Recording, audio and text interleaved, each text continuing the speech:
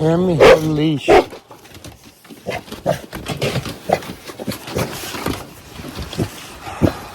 Hi. Hi.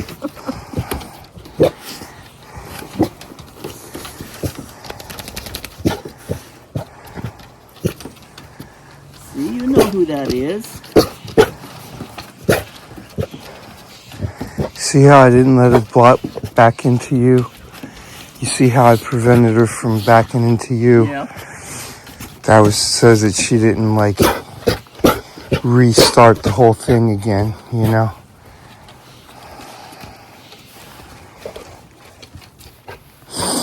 But you see, I'm already just creating boundaries with him. Like I'm not talking with him or anything.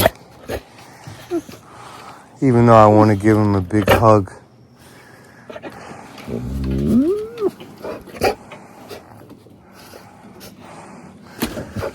Come here.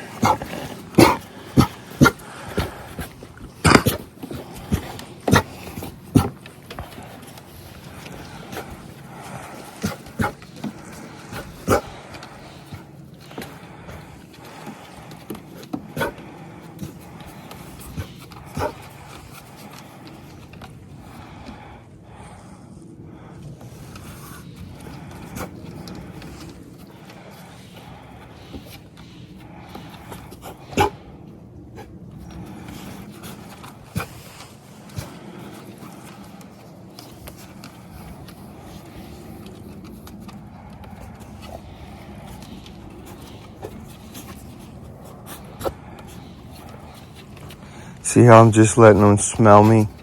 See how they keep going like that? I'm just like telling them like, look, I'm not coming to where you guys are. You're coming to where I'm at. So we're going to meet on my energy, not this energy.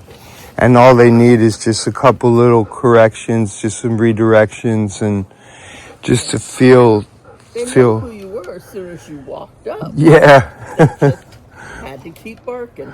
They got to go through their little ritual.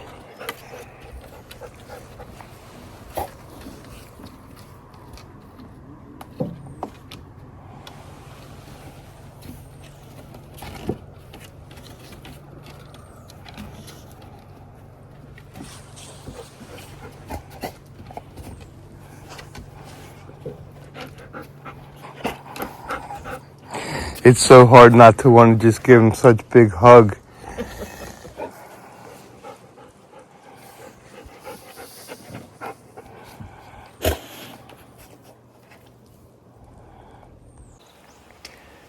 You might recognize these dogs from some of my earlier videos.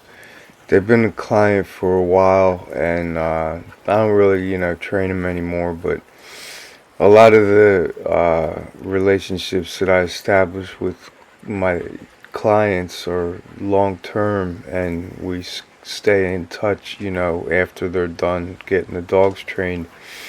And these dogs owners are some of my favorite clients I've ever had. They're super sweet. They're really, really great, and they don't get a chance to exercise the dogs a whole bunch. So I went over here today to just take them for a walk, and they're not used to going down on this road, so it's a little bit of a new experience for them, and I wanted to take them along this road because I know that as we get further down, there's a couple spots where there's dogs that bark at the fence and stuff, and we've been through this before with these dogs, and they're good, and it's just good to give them a little reminder to be non-reactive. So that's all we're doing. Basically just getting some fresh air. We're going to walk by some barking dogs in a little bit, and I'll just remind these dogs, how to be chill. Because too excited dogs can kind of overpower their owner sometimes. Like when they get all amped up about something and they're kind of feeding off each other, it can be a little bit too much energy sometimes. So I'm helping them out by just you know, letting them go out and burn off a little steam, give them some exercise and some boundaries. And you can see I'm just doing gentle boundaries. Like, they're allowed to sniff if they have to go potty, but not just sniffing for the heck of it. So he's sneaking in a little sniff, and that's fine as long as we're moving forward and they're happy and they're, you know, paying attention to me. You know, that's all that really we're doing. So I think we're maybe getting ready to come up on the first batch of dogs to bark. And you'll see the one dog immediately kind of gets reactive, but I just like nip it right in the bud, which is a super duper quick correction. And that's it, you know, she's like, alright, whatever, dude. And then she just is dialed right back in, and as we continue to walk by and the dogs keep barking, she's like totally over it already.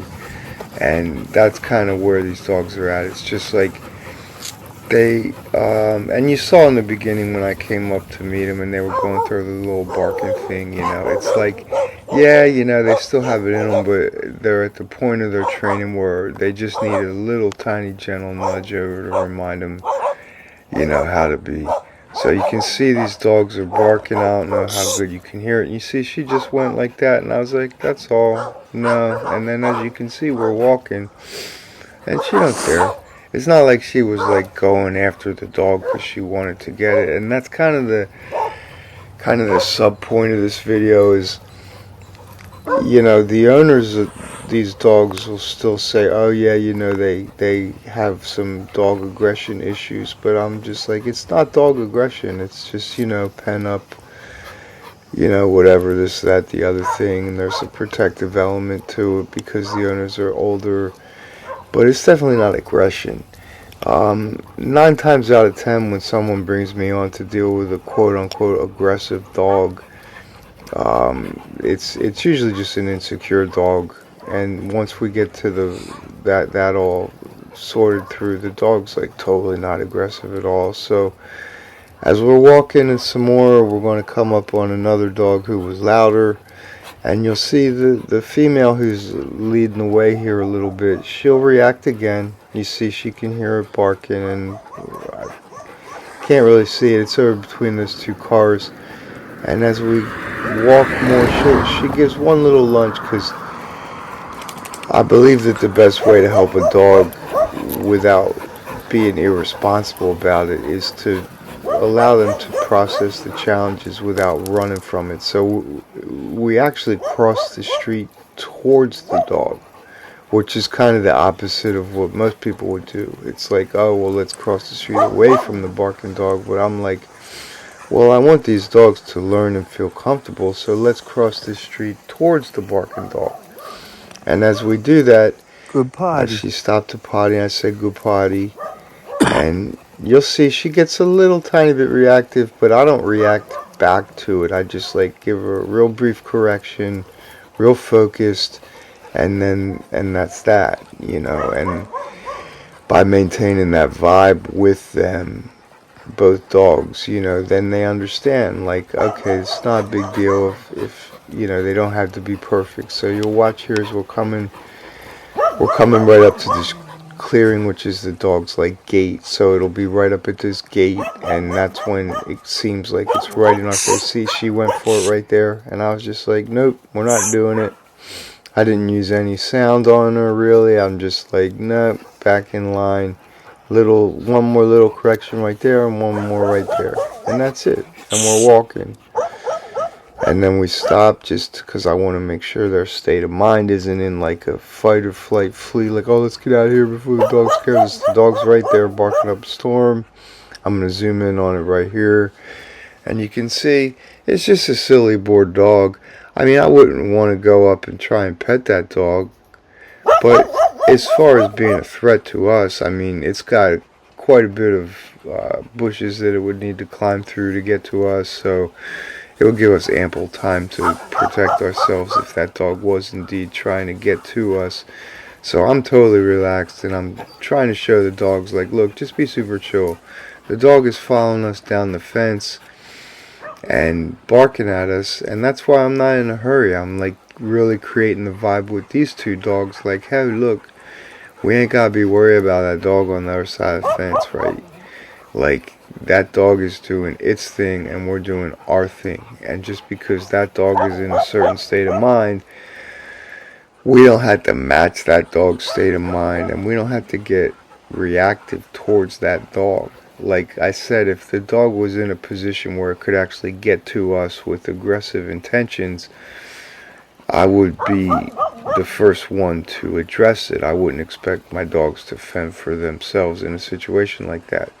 And, part of that is making sure, even though we move closer to the dog, that I'm not putting the dogs in harm's way.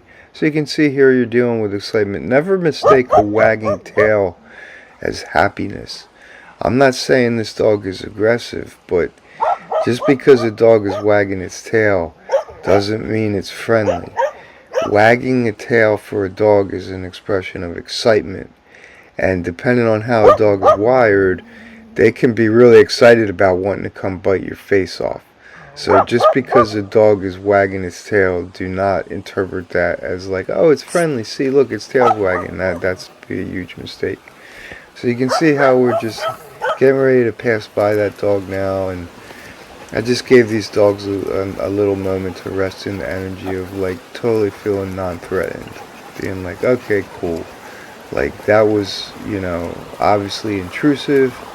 The dog was barking the whole time, but it didn't really affect us, Like we're still doing our thing, and that's what I need to show them. It's like, look, we're doing our thing. This is a nice little spot in the road right here because one creek is coming sideways and it goes under the road and it meets this other creek. So it's like a creek intersection. And the sound of the running water, I don't know if you can hear it in the video, but the sound of the running water is real nice, and it's relaxing. And we're just out here enjoying the sunny day, man. Like getting the dogs some sunshine and just going through the thing. We'll see him in here. We just got back to my crib, and I got my little cat hanging out. She's like, yo, what's up? Why'd you bring these two big fools home? Like, I thought it was just me and you, homie.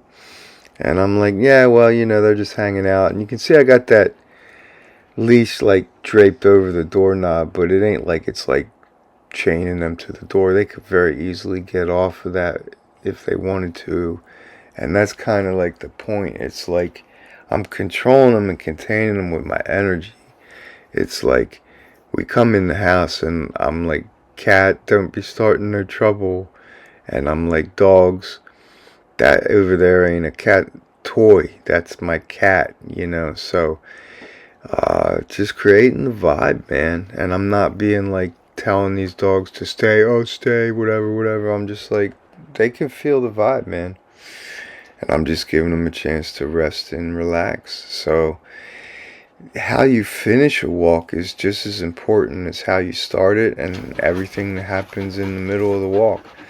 And you can see here, I just like kept the camera, I picked it up again and just started filming them, like just to show them. Like I put the cat in her bed, give her some boundaries. She's cool, she ain't sweating the dogs, but I didn't want her like getting, walking right in front of them and me not seeing it or something.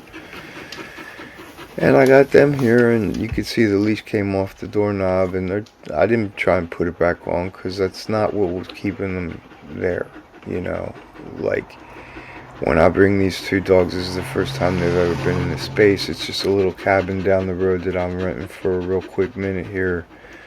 And they had never been here before. So when I bring them in my space, right away I'm just like, yep, this is as far as you guys go. And I actually had to like kind of squeeze around them and shut the door. I didn't want them walking on my nice wool carpeting, so I kept them on the little foyer there, and they're cool with that, man. Like, I filled up a water bowl and handed it to them, and they drank some water. I put the water back over on the shelf, and now they're just chilling. And they know, like, we are just chilling. Like, they don't have like, oh, I can't wait to walk around the house, or as soon as this guy turns around I'm going to sneak over and smell the cat. No, that ain't their state of mind. And if you followed me for any length of time or ever spoken with me in person, one of the first things I say is I do not focus on behavior. I focus on the dog's state of mind. And then by connecting with them in their state of mind in a fair way and using good communication, well, I create the behavior that I want and that they enjoy. And it's like not even a big deal because their state of mind is where it's at. So by going on that walk with them, taking them past a couple barking dogs, being super chill, coming up into my space, and then just immediately being like, yo, what's up? Just stay right here. And then vibing with my cat. They could also see that I have boundaries on my cat. So it's like, they're totally cool to like vibe with the whole scene. Whenever they pause like that and stop panting, it's because the windows are open and they'll hear a car go by or they'll hear something sound and they'll like make themselves more quiet so they can hear. And like there was just like a sound and you can hear, he's like, what's that? But I'm just letting them perceive the surroundings without offering them any like real input other than the boundary of my expectation to just chill out and stay still. And that's all they need. You can see he's looking at the cat, but he's not looking at it in a predatory way. He's just like, oh, cat's over there. This one's just chilling, and he's being super curious. And I'm just like, it's like when you do exercises and then you stretch. Well, you do that for your body, but when you're working with dogs, you also need to do that for their brains. So like taking them on that walk and then coming in here and having this like real firm but casual boundary, and then this pace. Remember, I always say pace and space. So here we're using the space is that little wood area by the door. That's the space. And the pace is like time is just slowed down. Nothing's going on. I'm literally just standing there right in front of them, not making any sound, not telling them anything, not telling them to stay, just filming them. And they're familiar with my energy to know that that's how I roll. Like, part of a dog's job is to wait, and they're happy to do it. When you expect your dog to just wait and hang out, they'll do it. They don't mind. It's normal to a dog to wait. We feel guilty when we ask the dog to just sit still and do nothing, or we think we need to be like making it go on its comfortable bed, or believe it or not, like, you know, sure, he'll take a nice comfortable bed, but it's not like he minds laying on the floor. I mean, I wouldn't let him like sleep overnight on the hardwood floor, but to just lay there for a little bit, you know, he don't care. And that help by being aware of that as a human, like, it helps me communicate with them more clearly as like, oh, I don't need to feel guilty about like making them wait by the front door for 10 minutes when we come inside. It's like normal, and I know they don't mind it. So that's the mindset that I have when I'm using these exercises, because that's what this is. This is a training exercise. It's like when we get back to from the walk, you're still on the clock, so to speak, and you need to just pay attention and be cool. And you know, we're just going to turn around and go back to their house, but if they were going to like stay here, I just wanted to come home and put my stuff away real quick, get some water for them and for me, and take a little breather, cool them down out of the sunshine, and then go back. But if they were going to stay with me, I would still be doing the same thing. It's not like I'd let them in my house and just be like, okay, welcome here, go wherever you want. It'd be like, hang out by the door for 10 minutes, and then we'll go over and I'll show you where your beds are at, and I'll let you see my new spot for a minute here. So that's really the communication with the dogs. And when I trained these dogs initially, this was really all I did. I mean, I'm called We Walk because I don't believe in like doing a lot of fancy hoopla and stuffing dogs' mouth with treats while I give them all these crazy commands and stuff. I mean, we just like walk, dude. And like stuff comes up in the walk and we vibe with it and they learn and they observe. And the whole time they're smelling smells and moving forward and feeling like a dog. And then we come home and we got boundaries.